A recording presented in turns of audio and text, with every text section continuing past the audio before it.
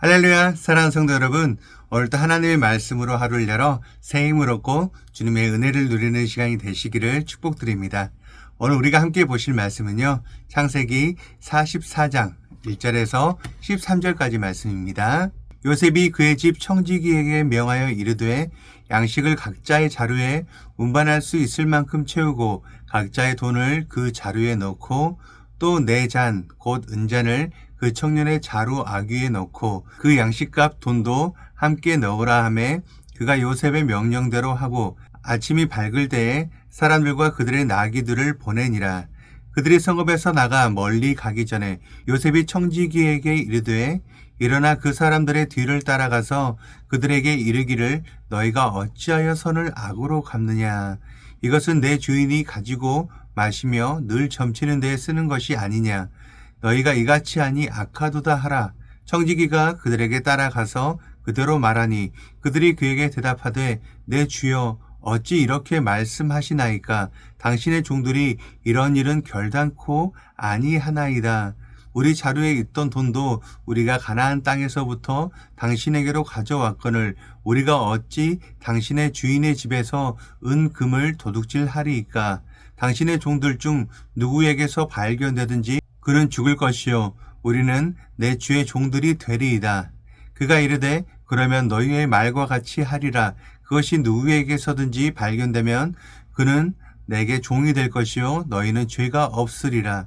그들이 각각 급히 자루를 땅에 내려놓고 자루를 각기 푸니 그가 나이 많은 자에서부터 시작하여 나이 적은 자에게까지 조사하매 그 잔이 베냐민의 자루에서 발견된지라.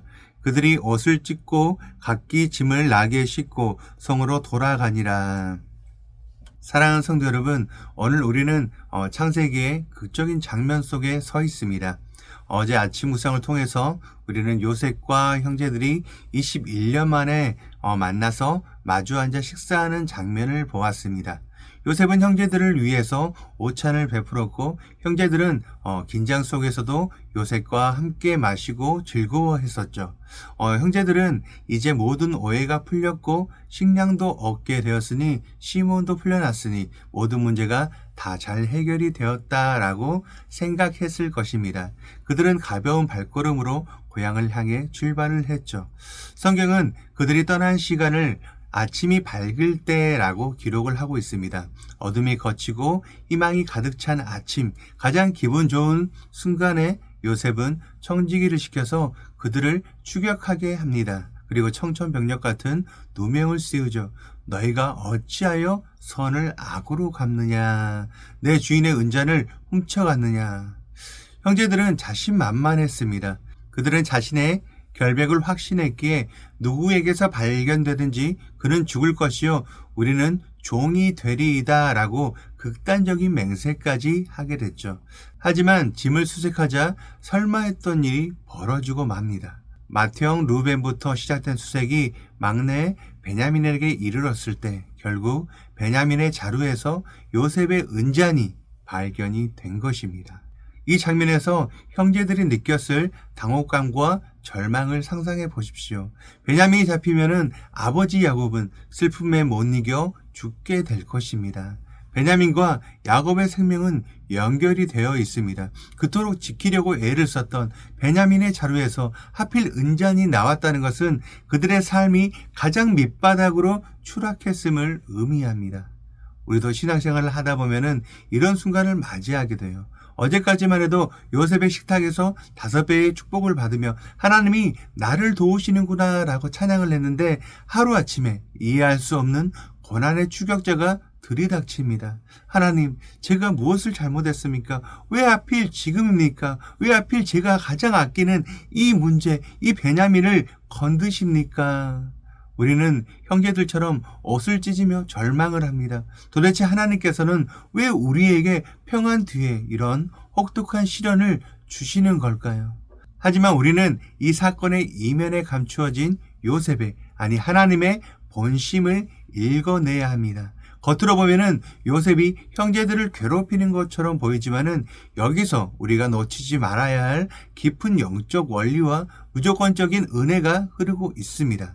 형제들을 궁지에 몰아넣은 요셉은 불과 몇 시간 전 베냐민을 처음 보았을 때 그 사랑을 억제하지 못해 마음이 복받쳐 카마르 했다고 그렇게 말을 합니다. 안방에 들어가서 울었던 사람입니다. 카마르는 불이 붙어 타오른다는 뜻입니다. 요셉의 마음은 동생을 향한 그 사랑으로 불타오르고 있었습니다. 그렇다면 왜 사랑하는 동생에게 도둑의 누명을 씌웁니까? 이것은 형제들을 멸망시키려는 것이 아니라 그들의 내면을 온전히 치유하고 회복하기 위한 사랑의 검증입니다.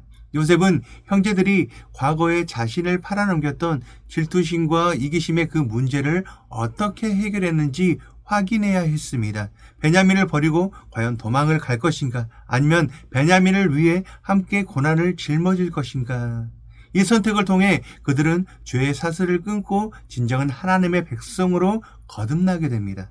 하나님께서 우리의 삶을 흔드실 때 그것은 우리를 미워해서가 아닙니다. 십자가에서 아들을 내어주시기까지 우리를 사랑하는 그 불붙는 마음이 우리 안에 남겨진 죄의 찌꺼기와 우상들을 제거하여서 우리를 온전한 자녀로 세우기 위함입니다. 이 사건에서 주목해야 할 또 다른 인물은 바로 청지기입니다. 요셉은 청지기에게 은잔을 넣으라고 명령을 했고 청지기는 그 명령을 한치의 오차도 없이 수행을 했습니다. 청지기가 실수로 유다의 자료에 넣거나 아니면 마음이 약해서 봐주었다면 요셉의 계획은 실패했을 것입니다. 이 청지기가 우리 삶에 개입하시는 성령 하나님을 예표합니다. 성자 예수님의 뜻을 가장 잘 아시는 성령께서 우리 삶을 주관하시는 것이죠. 때로는 우리를 푸른 초장으로 인도하시지만 때로는 예수님을 광야로 이끄셨던 것처럼 우리를 시험의 자리로 몰아가시기도 합니다. 그러므로 우리가 겪는 고난은 우연이나 아니면 재수가 없어서 생긴 일이 아닙니다. 나를 가장 잘 아시는 성령께서 나를 거룩하게 빚으시기 위해서 내 삶의 자루에 은잔을 넣으신 것입니다. 이것은 하나님의 완벽한 계획 안에 있는 사건입니다. 왜 하필 은잔이었고 왜 하필 베냐민이었을까요? 요셉은 형제들이 가장 아끼는 대상, 아버지 야곱이 생명처럼 여기는 베냐민을 건드렸습니다. 하나님은 얄궂게도 우리가 하나님 다른 건 다 괜찮으니 이것만큼은 건드리지 마세요 라고 말하는 그 영역을 건드리십니다. 어떤 이에게는 자녀를, 어떤 이에게는 건강을, 어떤 이에게는 재정이나 자존심일 수 있습니다. 하나님은 우리의 베냐민을 흔드심으로써 묻고 계십니다. 너는 이 선물, 이 베냐민보다 나를 더 사랑하느냐? 너의 안정감은 과연 어디에 있니? 우리는 평안할 때 내가 믿음이 좋은 줄 착각할 수도 있습니다. 하지만 내 삶의 정중앙에 있는 그 문제가 건드려질 때 비로소 우리의 믿음의 실체가 드러나게 됩니다. 이 아픔은 우리를 괴롭히려는 것이 아니라 우리를 올가매고 있는 우상을 내려놓고 참된 자유를 주시려는 하나님의 수술이십니다. 요셉의 식탁에서 배불리 먹고 떠날 때 형제들은 기뻐했지만 그것은 단지 은혜를 소비하는 단계였어요. 하지만 은혜의 시험 앞에서 그들은 비로소 자신을 희생하고 동생을 지키는 순종의 단계로 나아가게 됩니다. 우리는 말씀을 듣고 좋았네 라고 평가만 하는 그런 말씀의 소비자에서 멈춰서는 안 됩니다. 하나님은 우리를 소비자가 아닌 성숙한 예배자로 우리를 부르고 계십니다. 그럼 오늘 말씀을 믿음으로 받는 성도는 어떻게 해야 할까요? 첫 번째입니다. 고난을 하나님의 초청으로 재해석합니다. 지금 혹시 억울하고 이해할 수 없는 그런 일이 일어나셨습니까? 내 자리에서 은잔이 발견되어서 너무나 당황스럽습니까? 이것은 징벌이 아니라 나를 더 깊은 은혜의 자리로 부르시는 하나님의 아침 초대입니다. 하나님은 어둠 속에서뿐만 아니라 아침이 밝을 때, 즉 우리 삶이 괜찮아 보일 때도 시험을 하십니다. 나의 믿음을 증명하고 한 단계 도약할 기회로 여기시길 바라요. 두 번째입니다. 내 안에 베냐민을 점검하고 내려놓습니다. 내 삶에서 하나님보다 더 의지하고 절대 잃고 싶지 않은 꽉 쥐고 있는 것은 무엇인지를 생각해 보시길 바라요. 자녀인지 성공인지 아니면 나의 계획인지 그것에 대해서 한번 점검해 보시길 바랍니다. 하나님께서 그것을 흔드실 때 저항하지 말고 요셉 앞에 엎드린 형제들처럼 납작 엎드리십시오. 하나님, 이것도 주님의 것입니다. 라고 고백할 때 역설적으로 그 베냐민은 진짜 안전해집니다. 마지막 세 번째입니다. 불붙는 사랑을 신뢰하며 그럼에도 불구하고 순종합니다. 시험은 너무나 고통스럽습니다. 예수님도 겟세마나에서 마음이 심히 고민되어 죽게 되었다라고 하셨습니다. 하지만 예수님은 십자가를 지셨습니다. 우리도 마음이 괴롭고 두려울 때 하나님의 그 선하심을 의지하며 믿음의 선택을 해야 한다는 것이죠. 나를 향해서 마음이 불붙어 계신 그 하나님, 나를 위해 독생자를 주신 그 사랑을 믿고 오늘 내게 주어진 십자가를 지시길 바랍니다. 그때 우리는 말씀의 소비자를 넘어서 세상을 이기는 하나님의 용사로, 하나님의 자녀로 서게 될 것입니다. 오늘 하루 내 삶의 자료에 은잔이 발견될지라도 그것을 넣으신 분이 나를 사랑하여 죽기까지 하신 주님이심을 기억하며 담대히 승리하시기를 축원드립니다. 우리 함께 기도하시겠습니다. 우리를 불꽃 같은 눈동자로 지키시며 사랑하시는 하나님 아버지, 오늘 말씀을 통해 때로는 평온한 아침에 닥쳐오는 시련조차도 하나님의 치밀한 사랑의 계획임을 깨닫게 하시니 감사합니다. 요셉이 형제들을 멸망시키려 함이 아니라 그들을 온전히 회복시키기 위해 은잔을 사용했듯 지금 제 삶을 흔들고 있는 이 문제와 고난이 나를 향해 하나님의 불붙는 사랑에서 비롯된 것임을 믿음으로 고백합니다. 주님, 저는 여전히 연약하여 내 손에 쥔 베냐민을 놓지 못해 두려워하고 있습니다. 자녀의 문제, 재정의 문제, 미래의 두려움이라는 우상을 하나님보다 더 고민하며 사랑하며 마음속에 두었음을 회개합니다. 제 삶의 자료를 수색하시는 주님의 손길 앞에 이제는 나의 고집과 우상을 내려놓게 하여 주시옵소서. 이 시험을 통해 제가 단지 은혜만 구하는 말씀의 소비자가 아니라 고난 중에도 주님을 신뢰하며 따르는 성숙한 순종의 자녀로 거듭나게 하여 주시옵소서.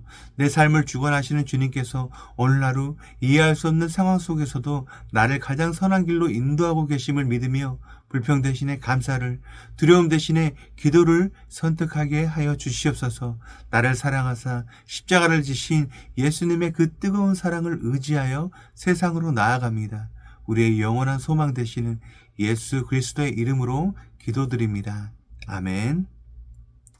오늘 우리가 함께 기도할 도구기도 제목은 노예의 교회 자립지원위원회와 작은 교회를 위한 모임을 위하여입니다. 첫 번째, 노예의 교회 자립지원위원회를 위하여 총회적으로 조직되어 운영되고 있는 노예의 교회 자립지원위원회가 미래 자립교회들을 잘 돌아보고 실제적으로 필요한 부분들을 돌아보고 살피고 지원하는 사역들을 잘 감당하도록 기도하시기 바랍니다. 두 번째, 작은 교회를 위한 모임을 위하여 노예적으로 전도부에서 시행하고 있는 여전도회 연합회와 원례회와 전도 행사가 지속적으로 잘 진행되어 귀한 전도의 열매를 맺을 수 있도록 기도하시기 바랍니다.